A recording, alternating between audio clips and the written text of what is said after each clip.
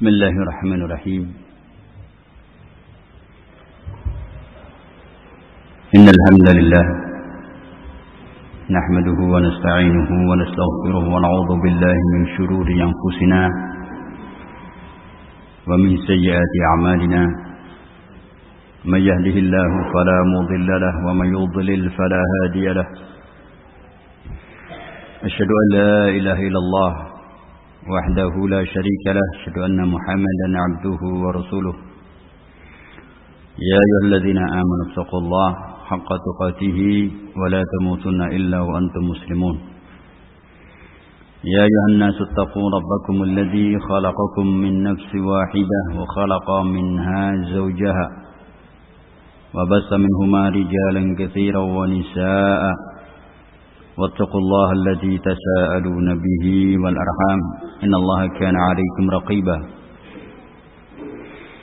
يا أيها الذين آمنوا اتقوا الله وقولوا قولا سديدا يصلح لكم أعمالكم ويغفر لكم ذنوبكم ومن يطع الله ورسوله فقد فاز فوزا عظيما أما بعد فإن أصدق الحديث كتاب الله وخير الهدي هدي محمد صلى الله عليه وعلى آله وسلم وشر الأمور محدثاتها وكل محدثة بدعة وكل بدعة ضلالة وكل ضلالة في النار. معاشر الإخوة والأبناء رحمني ورحمهم الله. Alhamdulillah bi'ni'matillah bi'aunillah. Senantiasa kita bersyukur kepada Allah Subhanahu wa taala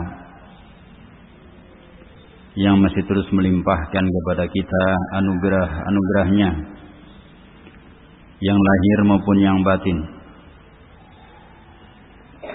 duniawiyah dan terkhusus perkara diniyah. Nikmat yang senantiasa harus kita syukuri agar supaya nikmat itu terjaga dan kemudian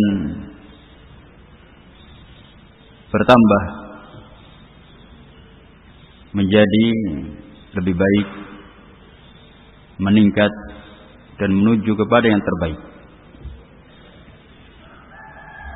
Ikhwan fillah rahimani rahimakumullah, di antara nikmat yang paling utama tentunya adalah terpanggilnya kita untuk memprioritaskan urusan dunia di sela-sela memenuhi tuntutan hidup dengan segala macam problematika, dengan segala macam kepentingannya. Kita masih diberi oleh Allah Subhanahu wa taala hidayah dan taufik untuk masih mementingkan dan memprioritaskan urusan agama kita. Na'udzubillah, tidak diberikan oleh Allah taufik kepada kita sehingga bisa jadi kita termasuk orang-orang yang telah disinggung oleh Allah Subhanahu wa taala. Qul in kana aba'ukum wa abna'ukum wa ikhwanukum wa azwajukum wa 'ashiratukum wa amwalun iktaraftumuha wa tijaratun takhshawna kasadaha wa masakinu tardawnaha ahabba ilaikum minallahi wa rasulih wa jihadin fi sabilih wa tarabbasu hatta ya'tiyallahu bi amrih wallahu la yahdil qaumal fasiqin. Allah Subhanahu wa taala memerintahkan Rasulnya alaihi salatu wassalam, katakan olehmu wahai Rasul, in kana aba'ukum, jikalau orang-orang tua kalian, kemudian anak-anak kalian,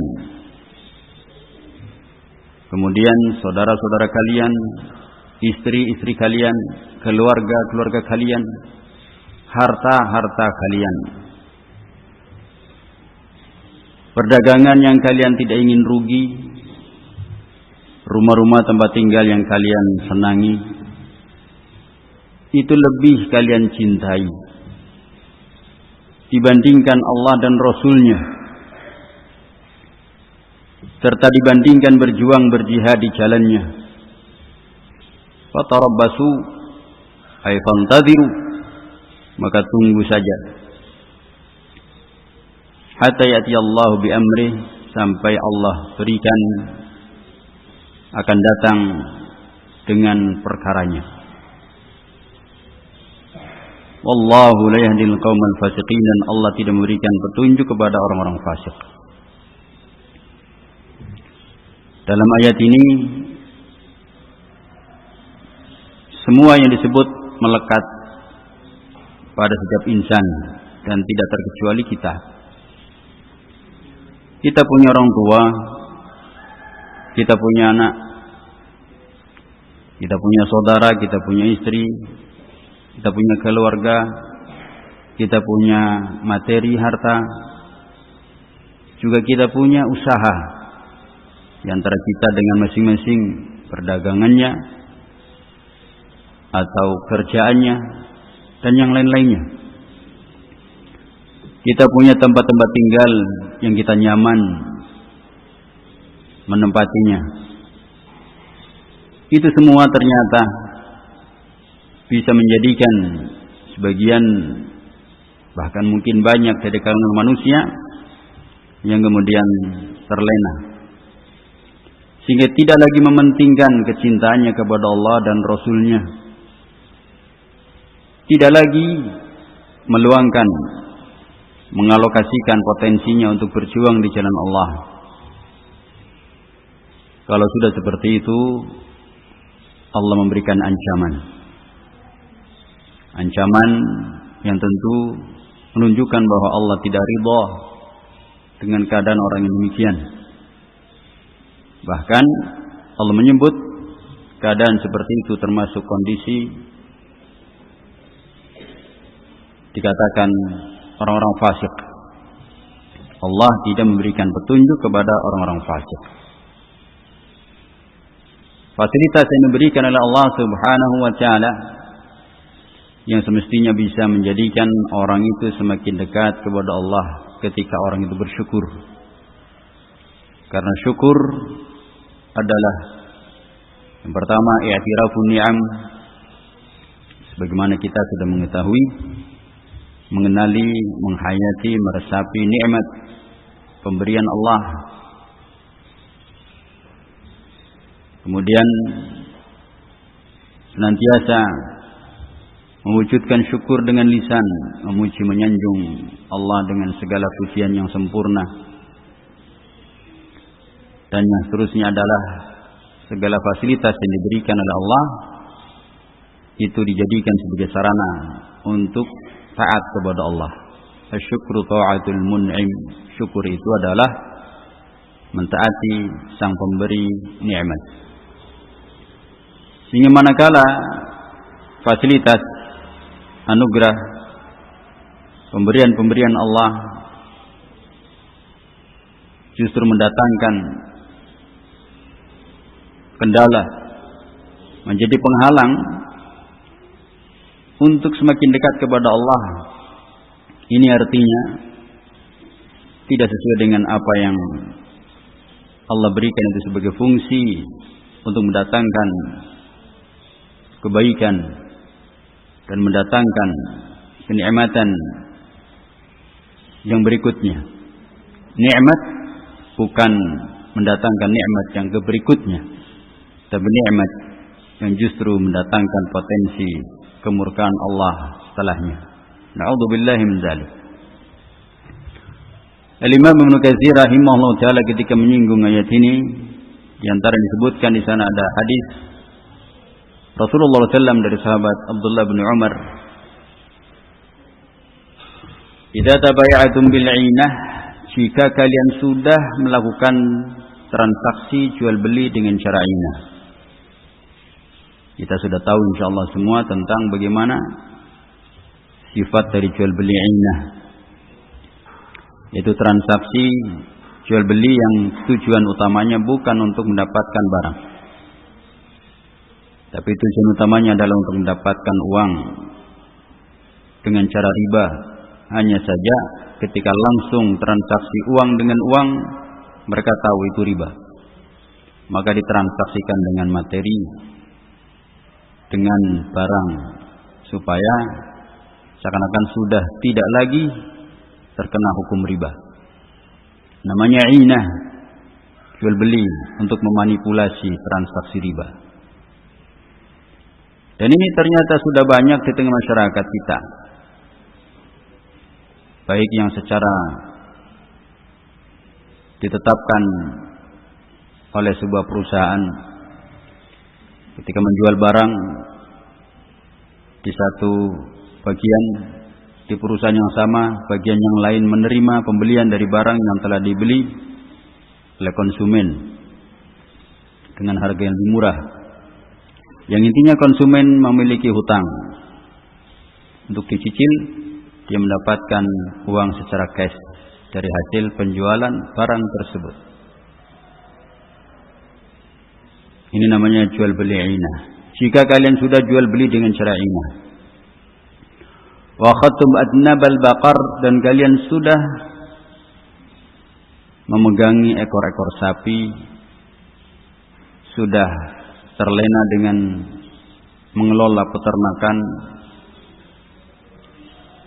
terfokus di situ, terkonsentrasi di situ, terprosir di situ. Waraditum bizar', kalian juga sudah senang dengan pertanian. Ini semua melekat pada kita. Jual beli kita melakukannya. Dan mungkin bisa jadi kalau kita tidak hati-hati bisa termakan dengan transaksi yang semacam itu. Karena saat ini di semua sistem transaksi hampir sangat rentan dengan praktek ribawiyah. Mungkin antum semua tahu, untuk membeli barang sekarang ini lebih diprioritaskan, mereka menginginkan transaksinya dengan cara kredit. Bukan sisi kreditnya, tapi cara kredit yang mereka terapkan itu banyak bersinggungan dengan sistem ribawiyah. Kita tidak hati-hati bisa terjerumus di situ. Demikian pula melekat pada kita usaha-usaha. Tadi sudah disinggung beberapa jenisnya. Peternakan, pertanian, dan juga yang lainnya. Itu semua memerlukan pengelolaan yang serius. Tentu menurut para pengusaha ketika ingin menjalankan usaha harus fokus. Yang menjadi masalah bukan usahanya, tapi ketika sudah melakukan itu dan diiringi dengan yang berikutnya, wataraktumul jihad, dan kalian sudah meninggalkan jihad. Ya, jihad dalam arti ketika dikumandangkan qital secara syar'i, ataupun tentunya jihad dalam tuntutan-tuntutan umum seorang berjuang di jalan Allah. Jihadun nafas, memperjuangi diri sendiri, memerangi kejahilan diri sendiri, memerangi hawa nafsu diri sendiri. Ketika itu sudah tidak diprioritaskan, terkalahkan dengan urusan-urusan duniawiyah, apalagi terkalahkan dengan perkara-perkara yang itu melanggar syar'i. Apa disebutkan? Sallallahu alaikumul dhullah. Allah subhanahu wa ta'ala menimpakan kepada kalian kehinaan. Allah timpakan kepada kita kehinaan. Na'udzubillahi min zalik. La yanzi'uhu ankum hatta tarji'u ila dinikum.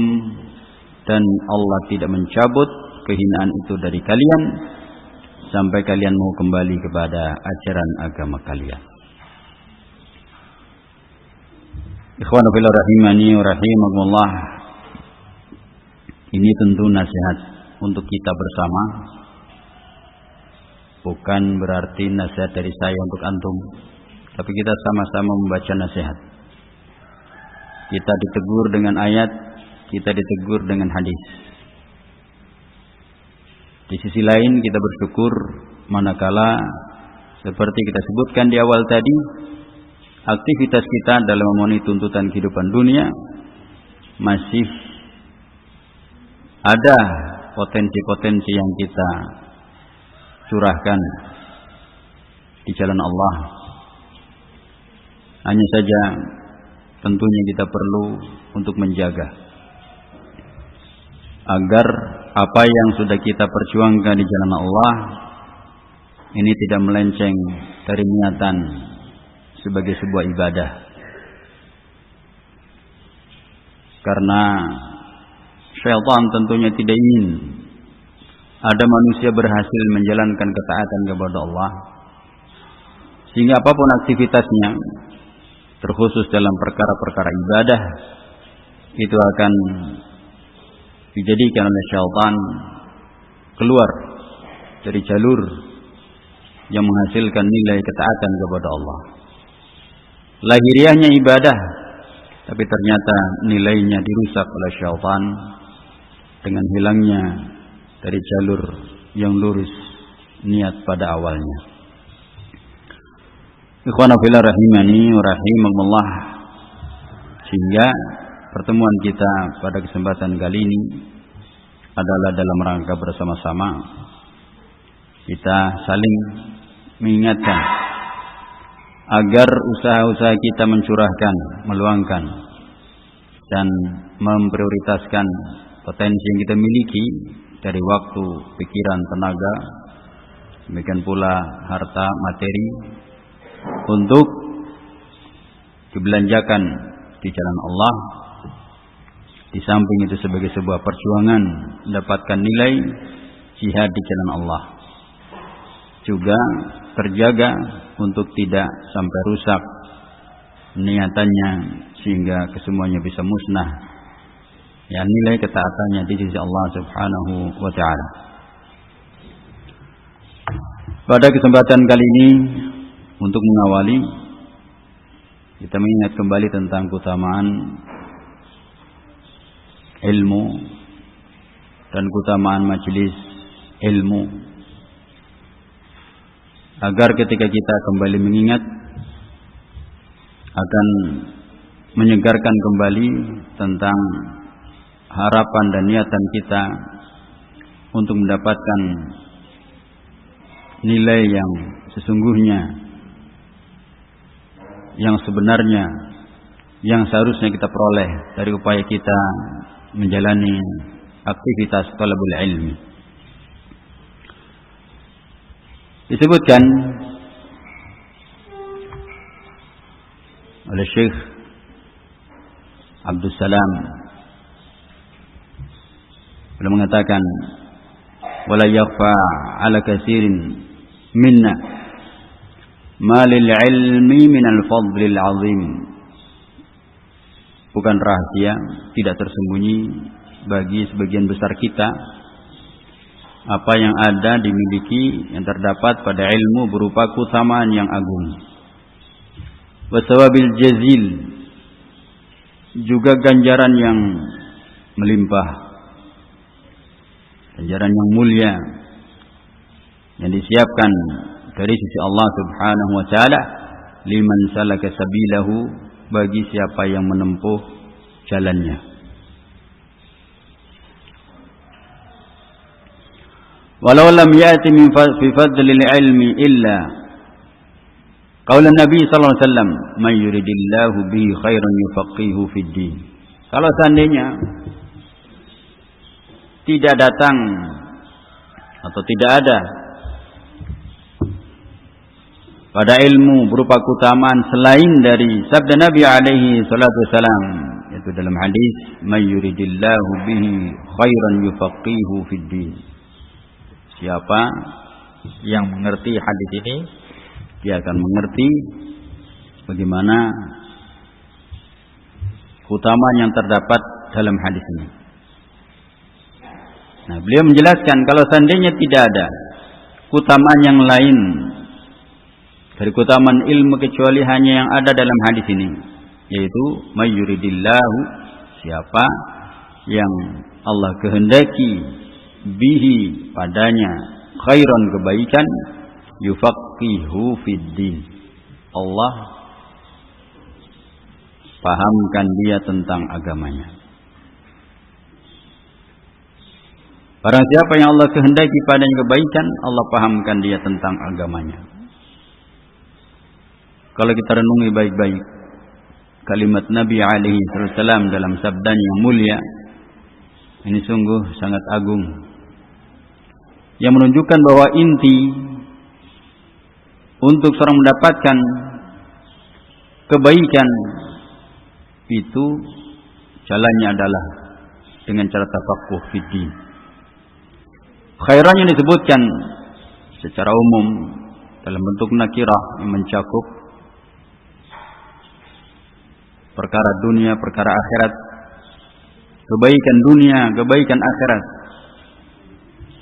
Itu yang dijanjikan oleh Allah Subhanahu wa taala, dan itu diberikan oleh Allah kepada siapa yang paham terhadap agamanya. Sehingga proses memahami agama ini adalah proses yang menuju untuk memperoleh kebaikan secara umum yang luas yang akan diberikan oleh Allah Subhanahu wa taala.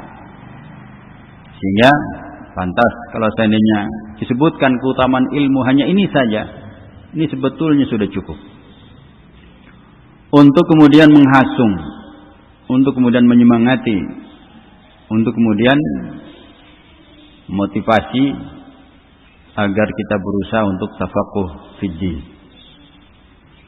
Demikian pula dengan mengerti ini, motivasi kita, orientasi kita dalam mempelajari agama, dalam thalabul ilmi, itu tertuju kepada Allah, tertuju kepada apa yang ada di sisi Allah. Itu akan mengikis atau akan mengurangi sisi-sisi niatan-niatan yang bisa jadi itu keluar dari apa yang diridhai oleh Allah Subhanahu wa taala. Lakana kafiyan fi hassi jami'in nas ala al-iqbal ala hadha al-ilm. Kata beliau, sungguh itu cukup untuk memotivasi, untuk mendorong seluruh manusia agar kemudian bergegas menyambut upaya untuk menuntut ilmu, upaya untuk memahami ilmu.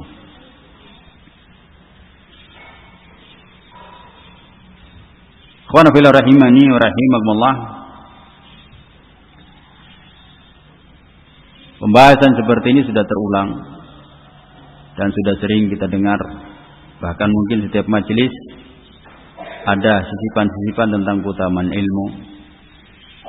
Tapi sering waktu pula kita sering terlupakan. Maka dengan kita membaca ulang, kita mendengar dari penjelasan yang lain, itu akan memberikan kepada kita penyegaran. Tentu masing-masing orang punya potensi yang berbeda, punya peluang yang berbeda. Kullun ala hasabi qudratihi. Semua masing-masing sesuai dengan kadar kemampuannya. Yang terpenting, masing-masing kita punya kesungguhan. Ya, tentu tidak akan bisa disamakan karena aktivitas masing-masing kita juga berbeda-beda. Dalam mengatur, dalam mengalokasikan, dalam membagi waktu itu juga berbeda. Tetapi yang terpenting sekali lagi adalah ada kesungguhan bagi kita untuk meluangkan, untuk mengalokasikan, ya, untuk memberikan porsi yang cukup dari apa yang kita miliki, potensi-potensi yang ada untuk ilmu. Ya, kullun ala hasabi qudratihi wa istita'atihi. Semua masing-masing sesuai dengan kadar kemampuan dan kesanggupannya. Lana mafhumul mukhalafah fi hadzal hadis taqtadi anna man lam yuridillahu bihi khairan la yufaqihu fid din. Karena yang bisa difahami sebaliknya dari makna hadis ini adalah siapa yang tidak dikehendaki oleh Allah kebaikan, maka tidak difahamkan oleh Allah tentang agamanya. Artinya semakin kita jahil terhadap agama ini, semakin menunjukkan bahwa kita ada tanda tidak dikehendaki oleh Allah kebaikan. Kalau kita tidak berusaha untuk memberikan kepada diri kita ilmu dengan cara meluangkan potensi yang kita miliki sesuai dengan kadarnya masing-masing, maka sampai kapanpun ya kita akan berada dalam kondisi yang jahil, yang tidak akan paham tentang agama. Karena bukan berarti hadis ini menunjukkan siapa yang dikehendaki oleh Allah kebaikan langsung serta-merta tiba-tiba dijadikan menjadi orang alim tanpa melalui proses belajar. Tidak seperti itu maknanya. Meskipun secara kekuasaan Allah mampu untuk menjadikan orang tiba-tiba langsung jadi alim, jelas mampu, tidak ada yang sulit bagi Allah. Tapi ada hikmah. Sedangkan Rasulullah Muhammad SAW, seorang yang sudah dipilih untuk menjadi seorang pembawa risalah, itu pun berproses untuk menjadi pembawa ilmu. Ada prosesnya. Dimulai dengan wahyu pertama kali turun, Iqra, diperintah untuk membaca berulang-ulang, diajarkan ayat demi ayat oleh Jibril alaihi salatu wasalam, dan belum menghafalnya. Terus demikian berproses.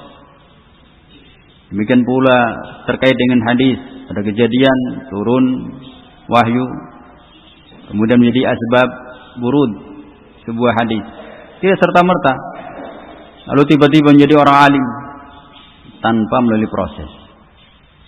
Jadi siapa yang dikehendaki oleh Allah kebaikan, maka difahamkan dengan cara dia sendiri berproses untuk mengilmui, menjadikan dirinya memiliki ilmu, memahami ilmu agama. Dengan sendirinya ketika dia tidak mau berproses, maka berarti membiarkan dirinya tidak paham agama, dan itu ada pada dirinya tanda tidak dikehendaki oleh Allah kebaikan. A'udzubillahi min dzalik. Wa hadha hasun wallahi 'ala tafaqquh fid din.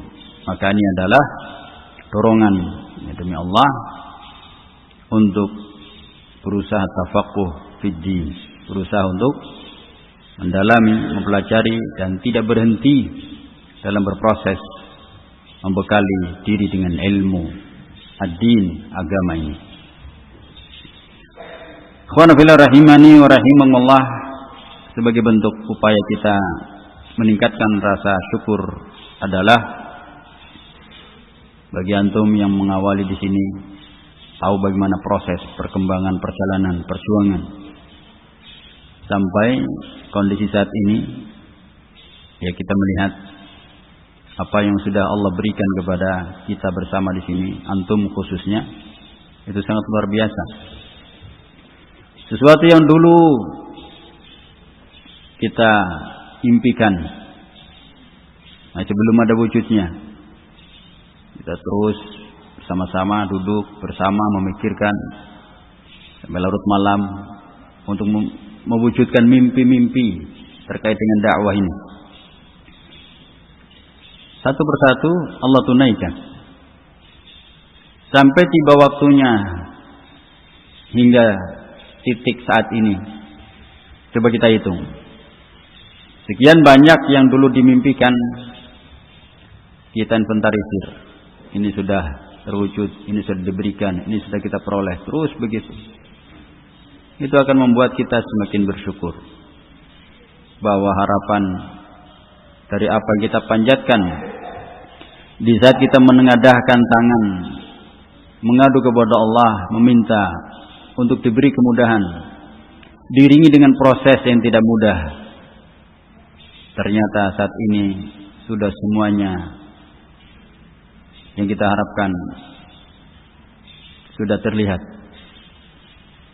Tinggal harapan-harapan berikutnya, sehingga tidak berhenti untuk terus menengadah meminta kepada Allah.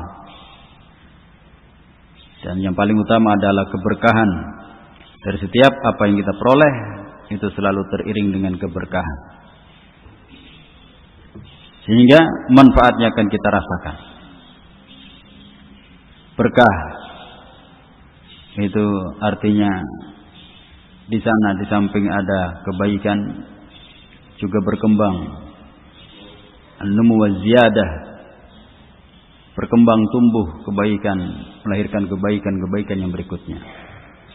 Maka di samping kita memotivasi diri untuk terus berusaha tidak berhenti dalam ta'allum dan tafaqquh fid din dengan segala sarana prasarana yang sudah kita peroleh, membuat kita semakin bersyukur, membuat kita semakin bersemangat. Nah, seringkali realita yang terjadi, terkadang mimpi itu begitu indah, begitu sudah digenggam ternyata seperti biasa saja. Itu sering terjadi demikian, sehingga menimbulkan kurangnya rasa syukur. Dulu bermimpi ingin memiliki ini dan itu terkait dengan dakwah, ingin memiliki masjid misalnya, ingin memiliki ma'had, ingin memiliki fasilitas, ingin ada aktivitas belajar, ingin ada majelis ilmu yang kontinu. Semuanya dulu adalah mimpi-mimpi kita. Namun seringkali ketika sudah ada, bisa jadi akan dirasakan sesuatu yang biasa saja, tidak seperti indahnya ketika masih dalam bentuk mimpi. Maka para ikhwah rahimani rahimakumullah, mari kita renungi bersama bahwa ternyata nikmat Allah yang diberikan kepada kita untuk memfasilitasi kita, untuk memberikan kepada kita sarana-sarana penunjang agar kita terus berjalan dalam tafaqquh fid din, agar kita terus berada dalam upaya talabul ilmi dan terus berupaya dalam aktivitas dakwah. Itu sangat kita rasakan dukungan Allah nyata terhadap kita, fasilitas dengan segala sarana prasarana, kemampuan-kemampuan diberikan oleh Allah, kemudahan-kemudahan dibuka kepada kita. Tinggal bagaimana kita mengelola.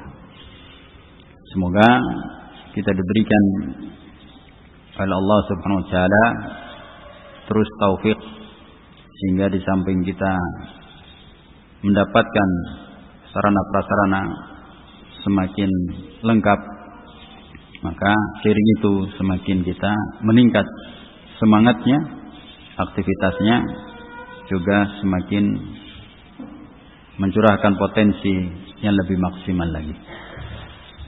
Ini barangkali sebagai pembuka kegiatan pertemuan kita di kesempatan kali ini, semoga bisa memberi manfaat. Wallahu ta'ala a'lamu bis-shawab. Barakallahu fikum wa jazakumullahu khair walhamdulillahi rabbil alamin.